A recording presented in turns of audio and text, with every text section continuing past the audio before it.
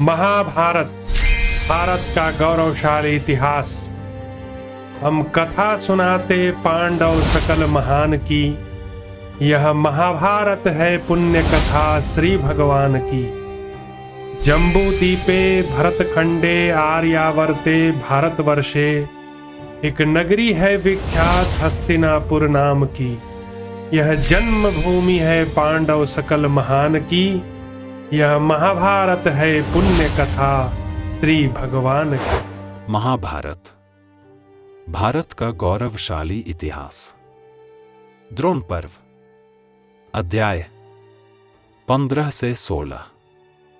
शल्य के साथ भीमसेन का युद्ध तथा शल्य की पराजय।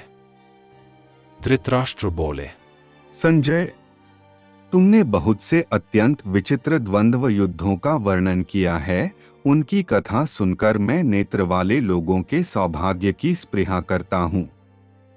देवताओं और असुरों के समान इस कौरव पांडव युद्ध को संसार के मनुष्य अत्यंत आश्चर्य की वस्तु बताएंगे। इस समय इस उत्तम युद्ध वृत्तांत को सुनकर मुझे तृप्ति नहीं हो रही है, अतः शल्य और सुभद्रा कुमार के युद्ध का वृत्तांत मुझसे कहो। संजय ने कहा, राजन, राजा शल्य अपने सारथी को मारा गया देख कुपित हो उठे और पूर्णतः लोहे की बनी हुई गदा उठाकर गर्जते हुए अपने उत्तम रथ से कूद पड़े। उन्हें प्रलयकाल की प्रज्वलित अग्नि तथा दंडधारी यमराज के समान आते देख भीमसेन विशाल गदा हाथ में लेकर बड़े वेग से उनकी ओर दौड़े। उधर से अभिमन्यु भी वज्र के समान विशाल गदा हाथ में लेकर आ पहुंचा और आओ आओ कहकर शल्य को ललकारने लगा। उस समय भीमसेन ने बड़े प्रयत्न से उसको रोका। सुभद्रा कुमार अभिमन्यु को रोककर प्रतापी भीमसेन राजा शल्य के पास जा पहुंचे और समरभूमि में पर्वत के समान अविचल भाव से खड़े हो गए। इसी प्रकार मद्रराज शल्य भी महाबली भीमसेन को देखकर तुरंत उन्हीं की ओर बढ़े, मानो सिंह किसी गजराज पर आक्रमण कर रहा हो। उस समय सहस्रों रणवाद्यों और शंखों के शब्द वहां गूंज उठे। वीरों के सिंहनाद प्रकट होने लगे और नगाड़ों के गंभीर घोष सर्वत्र व्याप्त हो गए। एक दूसरे की ओर दौड़ते हुए सैकड़ों दर्शकों, कौरवों और पांडवों के साधुवाद का महान शब्द वहां सब ओर गूंजने लगा। भरत नंदन, समस्त राजाओं में मद्रराज शल्य के सिवा दूसरा कोई ऐसा नहीं था जो युद्ध में भीमसेन के वेग को सहने का साहस कर सके। इसी प्रकार संसार में भीमसेन के सिवा दूसरा कौन ऐसा वीर है जो युद्ध में महामनस्वी मद्रराज शल्य की गदा के वेग को सह सकता है। उस समय भीमसेन के द्वारा घुमाई गई विशाल गदा सुवर्ण पत्र से जटित होने के कारण अग्नि के समान प्रज्वलित हो रही थी। वह वीर जनों के हृदय में हर्ष और उत्साह की वृद्धि करने वाली थी। इसी प्रकार गदा युद्ध के विभिन्न मार्गों और मंडलों से विचरते हुए महाराज शल्य की महाविद्युत के समान प्रकाशमान गदा बड़ी शोभा पा रही थी। वे शल्य और भीमसेन दोनों गदारूप सिंगों को घुमा घुमाकर साड़ों की भांति गरजते हुए पैंतरे बदल रहे थे। मंडलाकार घूमने के मार्गों, पैंतरों और गदा के प्रहारों में उन दोनों पुरुष सिंहों की योग्यता एक सी जान पड़ती थी। उस समय भीमसेन की गदा से टकराकर शल्य की विशाल एवं महाभयंकर गदा आग की चिंगारियां छोड़ती हुई तत्काल छिन्न भिन्न होकर बिखर गई। इसी प्रकार शत्रु के आघात करने पर भीमसेन की गदा भी चिंगारियां छोड़ती हुई वर्षाकाल की संध्या के समय जुगनुओं से जगमगाते हुए वृक्ष की भांति शोभा पाने लगी। भारत। तब मद्रराज शल्य ने समरभूमि में दूसरी गदा चलाई जो आकाश को प्रकाशित करती हुई बारंबार अंगारों की वर्षा कर रही थी। इसी प्रकार भीमसेन ने शत्रु को लक्ष्य करके जो गदा चलाई थी वह आकाश से गिरती हुई बड़ी भारी उल्का समान कौरव सेना को संतप्त करने लगी। वे दोनों गदाएं गदाधारियों में श्रेष्ठ भीमसेन और शल्य को पाकर परस्पर टकराती हुई फुफकारती नागकन्याओं की भांति अग्नि की सृष्टि करती थी। जैसे दो बड़े व्याघ्र पंजों से और दो विशाल हाथी दांतों से आपस में प्रहार करते हैं, उसी प्रकार भीमसेन और शल्य गदाओं के अग्रभाग से एक दूसरे पर प्रहार करते हुए विचर रहे थे। एक ही क्षण में गदा अग्रभाग से घायल होकर वे दोनों महामनस्वी वीर खून से लथपथ हो फूलों से भरे हुए दो पलाश वृक्षों के समान दिखाई देने लगे। उन दोनों पुरुष सिंहों की गदाओं के टकराने का शब्द इंद्र के वज्र की गड़गड़ाहट के समान संपूर्ण दिशाओं में सुनाई देता था। उस समय मद्रराज की गदा से बाएं दाएं चोट खाकर भी भीमसेन विचलित नहीं हुए, जैसे पर्वत वज्र का आघात सहकर भी अविचल भाव से खड़ा रहता है। इसी प्रकार भीमसेन की गदा के वेग से आहत होकर महाबली मद्रराज वज्राघात से पीड़ित पर्वत की भांति धैर्यपूर्वक खड़े रहे। वे दोनों महावेगशाली वीर गदा उठाए एक दूसरे पर टूट पड़े, फिर अंतर्मार्ग में स्थित हो मंडलाकार गति से विचरने लगे। तत्पश्चात 8 पग चलकर दोनों 2 हाथियों की भांति परस्पर टूट पड़े और सहसा लोहे के डंडों से एक दूसरे को मारने लगे। वे दोनों वीर परस्पर के वेग से और गदाओं द्वारा अत्यंत घायल हो 2 इंद्रध्वजों के समान एक ही समय पृथ्वी पर गिर पड़े। उस समय शल्य अत्यंत विह्वल होकर बारंबार लंबी सांस खींच रहे थे। इतने ही में महारथी कृतवर्मा तुरंत राजा शल्य के पास आ पहुंचा। महाराज, आकर उसने देखा कि राजा शल्य गदा से पीड़ित एवं मूर्छा से अचेत हो आहत हुए नाग की भांति छटपटा रहे हैं।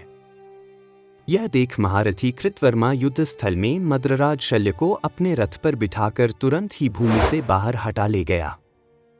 तदंतर महाबाहु वीर भीमसेन भी मदोन्मत्त की भांति विह्वल हो पलक मारते मारते उठकर खड़े हो गए और हाथ में गदा लिए दिखाई देने लगे। आर्य, उस समय मद्रराज शल्य को युद्ध से विमुख हुआ देखा थी। घोड़े, रथ और पैदल सेनाओं सहित आपके सारे पुत्र भय से कांप उठे। विजय से सुशोभित होने वाले पांडवों द्वारा पीड़ित हो आपके सभी सैनिक भयभीत हो हवा के उड़ाए हुए बादलों की भांति चारों दिशाओं में भाग गए। राजन, इस प्रकार आपके पुत्रों को जीतकर महारथी पांडव प्रज्वलित अग्नियों की भांति रणक्षेत्र में प्रकाशित होने लगे। उन्होंने हर्षित होकर बारंबार सिंहनाद किए और बहुत से शंख बजाए, साथ ही उन्होंने भेरी, मृदंग और आनक आदि वाद्यों को भी बजवाया। वृषसेन का पराक्रम, कौरव पांडव वीरों का तुमुल युद्ध, द्रोणाचार्य द्वारा पांडव पक्ष के अनेक वीरों का वध तथा अर्जुन की विजय।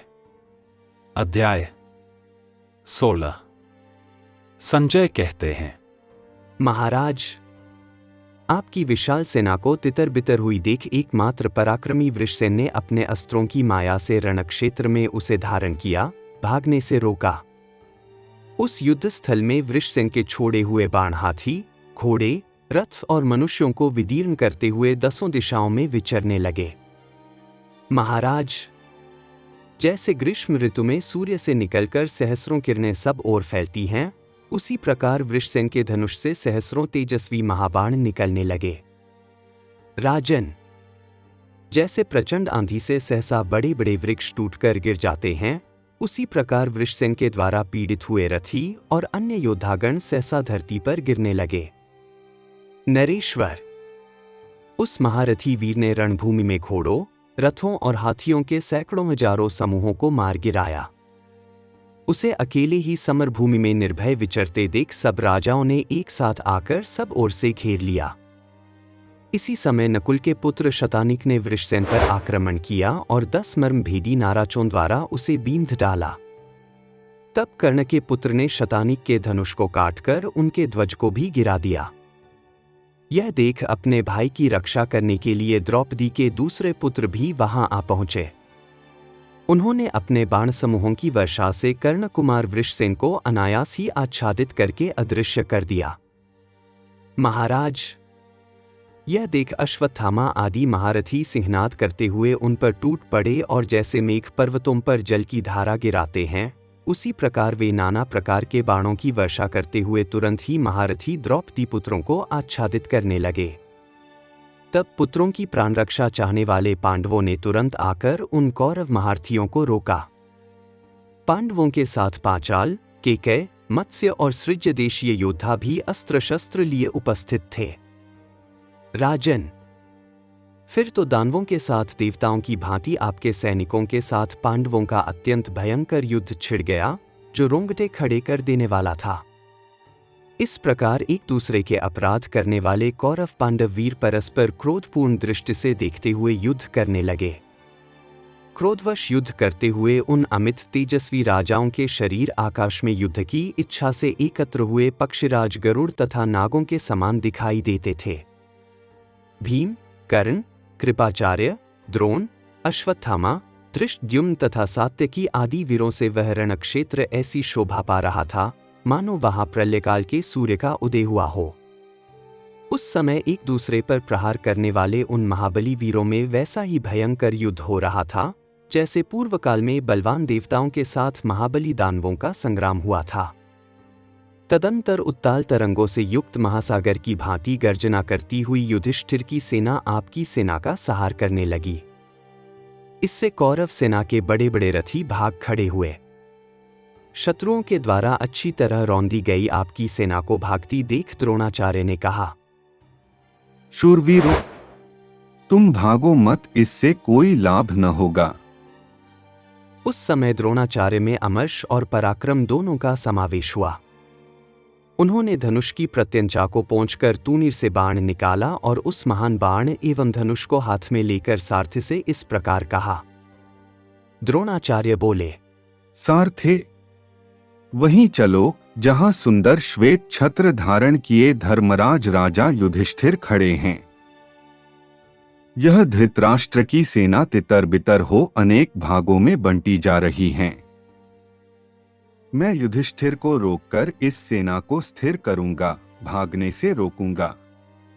तात, ये पांडव, मत्स्य, पांचाल और समस्त सोमक वीर मुझ पर बाण वर्षा नहीं कर सकते। अर्जुन ने भी मेरी ही कृपा से बड़े बड़े अस्त्रों को प्राप्त किया है। तात, वे भीमसेन और सात्यकी भी मुझसे लड़ने का साहस नहीं कर सकते। अर्जुन मेरे ही प्रसाद से महान धनुर्धर हो गए हैं। धृष्टद्युम्न भी मेरे ही दिए हुए अस्त्रों का ज्ञान रखता है। तात सारथे, विजय की अभिलाषा रखने वाले वीर के लिए यह प्राणों की रक्षा करने का अवसर नहीं है। तुम स्वर्ग प्राप्ति का उद्देश्य लेकर यश और विजय के लिए आगे बढ़ो। संजय कहते हैं, राजन, इस प्रकार प्रेरित होकर सारथी अश्वहृदय नामक मंत्रों से अभिमंत्रित करके घोड़ों का हर्ष बढ़ाता हुआ आवरणयुक्त प्रकाशमान एवं तेजस्वी रथ के द्वारा शीघ्रता पूर्वक द्रोणाचार्य को आगे ले चला। उस समय करुष, मत्स्य, चेदी, सात्वत, पांडव तथा पांचाल वीरों ने एक साथ आकर द्रोणाचार्य को रोका। तब लाल घोड़ों वाले द्रोणाचार्य ने कुपित हो 4 दांतों वाले गजराज के समान पांडव सेना में घुसकर युधिष्ठिर पर आक्रमण किया। युधिष्ठिर ने गीध की पाखों से युक्त पहने बारणों द्वारा द्रोणाचार्य को बींध डाला। तब द्रोणाचार्य ने उनका धनुष काटकर बड़े वेग से उन पर आक्रमण किया। उस समय पांचालों के यश को बढ़ाने वाले कुमार ने, जो युधिष्ठिर के रथ चक्र की रक्षा कर आते हुए द्रोणाचार्य को उसी प्रकार रोक दिया जैसे तटभूमि समुद्र को रोकती है। कुमार के द्वारा द्विजश्रेष्ठ द्रोणाचार्य को रोका गया देख पांडव सेना में जोर जोर से सिंहनाद होने लगा और सब लोग कहने लगे, बहुत अच्छा, बहुत अच्छा। कुमार ने उस महायुद्ध में कुपित हो बारंबार सिंहनाद करते हुए एक बाण द्वारा द्रोणाचार्य की छाती में चोट पहुंचाई। इतना ही नहीं, उस महाबली कुमार ने कई हजार बाणों द्वारा रणक्षेत्र में द्रोणाचार्य को रोक दिया, क्योंकि उनके हाथ अस्त्र संचालन की कला में दक्ष थे और उन्होंने परिश्रम को जीत लिया था। परंतु द्विजश्रेष्ठ द्रोणाचार्य ने शूर, आर्यव्रती एवं मंत्रास्त्र विद्या में परिश्रम किए हुए चक्र रक्षक कुमार को परास्त कर दिया। राजन, भरद्वाजनंदन विप्रवर द्रोणाचार्य आपकी सेना के संरक्षक थे। वे पांडव सेना बीच में घुसकर संपूर्ण दिशाओं में विचरने लगे। उन्होंने शिखंडी को 12, उत्तमौजा को 20, नकुल को 5 और सहदेव को 7 बाणों से घायल करके युधिष्ठिर को 12, द्रौपदी के 5 पुत्रों को 3-3, सात्यकी को 5 और विराट को 10 बाणों से बींध डाला। राजन, उन्होंने रणक्षेत्र में मुख्य योद्धाओं पर धावा करके उन सबको क्षोभ में डाल दिया और कुंती पुत्र युधिष्ठिर को पकड़ने के लिए उन पर वेग से आक्रमण किया। राजन, उस समय वायु के थपेड़ों से विक्षुब्ध हुए महासागर के समान क्रोध में भरे हुए महारथी द्रोणाचार्य को राजा युगंधर ने रोक दिया। तब झुकी हुई गांठ वाले बाणों द्वारा युधिष्ठिर को घायल करके द्रोणाचार्य ने एक भल्ल नामक बाण द्वारा मारकर युगंधर को रथ की बैठक से नीचे गिरा दिया। यह देख विराट, द्रुपद, केकय, सात्यकी, शिबी, पांचाल देशीय व्याघ्रदत्त तथा पराक्रमी सिंहसेन ये तथा और भी बहुत से नरेश राजा युधिष्ठिर की रक्षा करने के लिए बहुत से सहायकों की वर्षा करते हुए द्रोणाचार्य की राह रोककर खड़े हो गए। राजन, पांचाल देशीय व्याघ्रदत्त ने 50 तीखे बाणों द्वारा द्रोणाचार्य को घायल कर दिया। तब सब लोग जोर जोर से हर्षनाद करने लगे। हर्ष में भरे हुए सिंहसेन ने तुरंत ही महारथी द्रोणाचार्य को घायल करके अन्य महारथियों के मन में त्रास उत्पन्न करते हुए सहसा चोर से अट्टहास किया। तब द्रोणाचार्य ने आंखें फाड़ फाड़ कर देखते हुए धनुष की डोरी साफ कर महान टंकार घोष करके सिंहसेन पर आक्रमण किया। फिर बलवान द्रोण ने आक्रमण के साथ ही भल्ल नामक 2 बाणों द्वारा सिंहसेन और व्याघ्रदत्त के शरीर से उनके कुंडल मंडित मस्तक काट डाले। इसके बाद पांडवों के उन अन्य महारथियों को भी अपने बाण समूहों से मथित करके विनाशकारी यमराज के समान वे युधिष्ठिर के रथ के समीप खड़े हो गए। राजन, नियम एवं व्रत का पालन करने वाले द्रोणाचार्य युधिष्ठिर के बहुत निकट आ गए। तब उनकी सेना के सैनिकों में महान हाहाकार मच गया। सब लोग कहने लगे, हाय, राजा मारे गए। वहां द्रोणाचार्य का पराक्रम देख कौरव सैनिक कहने लगे, आज राजा दुर्योधन अवश्य कृतार्थ हो जाएंगे। इस मुहूर्त में द्रोणाचार्य रणक्षेत्र में निश्चय ही राजा युधिष्ठिर को पकड़कर बड़े हर्ष के साथ हमारे राजा दुर्योधन के समीप ले आएंगे। राजन, जब आपके सैनिक ऐसी बातें कह रहे थे, उसी समय उनके समक्ष कुंती नंदन महारथी अर्जुन अपने रथ की घरघराहट से संपूर्ण दिशाओं को प्रतिध्वनित करते हुए बड़े वेग से आ पहुंचे। ये उस मारकाट से भरे हुए संग्राम में रक्त की नदी बहाकर आए थे। उसमें शोणित ही जल था। रथ की भंवरें उठ रही थीं। शूरवीरों की हड्डियां उसमें शिलाखंडों के समान बिखरी हुई थीं। प्रेतों के कंकाल उस नदी के कूल किनारे जान पड़ते थे, जिन्हें वह अपने वेग से तोड़ फोड़कर बहाए लिए जाती थी। बाणों के समुदाय उसमें फेनों के बहुत बड़े ढेर के समान जान पड़ते थे। प्रास आदि शस्त्र उसमें मत्स्य के समान छाए हुए थे। उस नदी को वेगपूर्वक पार करके कौरव सैनिकों को भगाकर पांडुनंदन किरीटधारी अर्जुन ने सहसा द्रोणाचार्य की सेना पर आक्रमण किया। वे अपने बाणों के महान समुदाय से द्रोणाचार्य को मुंह में डालते हुए से आच्छादित करने लगे।